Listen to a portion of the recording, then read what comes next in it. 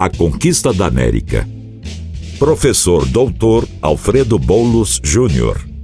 Quando eu tinha 12 anos, aprendi na escola que o espanhol Hernán Cortés chegou à América com 508 homens e 2 anos depois já tinha conquistado o Império Azteca e seus milhões de habitantes.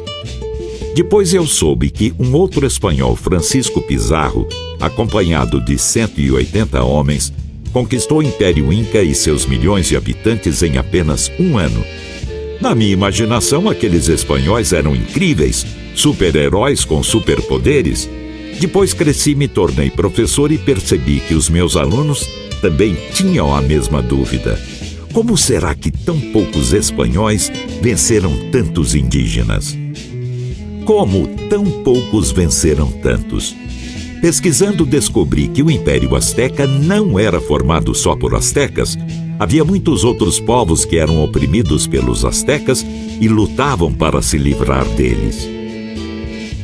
Assim que chegou ao México, o espanhol Hernán Cortés, ajudado por uma índia chamada Malinche, sua intérprete e companheira, descobriu que os astecas oprimiam outros povos indígenas e cobravam tributos deles. Verdade? Sim. Quando um povo se recusava a pagar tributos, os astecas tomavam seus bens e os faziam prisioneiros. Então, os astecas tinham muitos inimigos dentro de seu próprio império? Sim. Os tlaxcaltecas, por exemplo, eram arqui-inimigos dos astecas. Os espanhóis então aliaram-se a eles e atacaram Tenochtitlan, a capital asteca. Para você ter uma ideia, na tomada da capital asteca ocorrida em 1521, Cortés foi ajudado por 200 mil indígenas. Ao chegar aos Andes, o espanhol Francisco Pizarro também conseguiu milhares de aliados indígenas revoltados contra o domínio Inca, e com a ajuda deles conquistou Cusco, a capital do Império Inca, em 1533. As doenças contra as quais os corpos ameríndios não tinham defesas, pois viveram isolados do restante da humanidade há milhares de anos.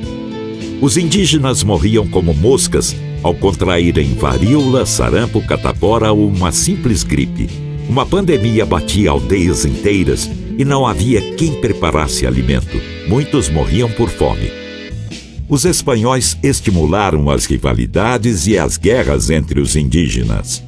No Império Inca, por exemplo, os irmãos Atahualpa e Huáscar disputavam o trono, pois o pai deles havia morrido de varíola.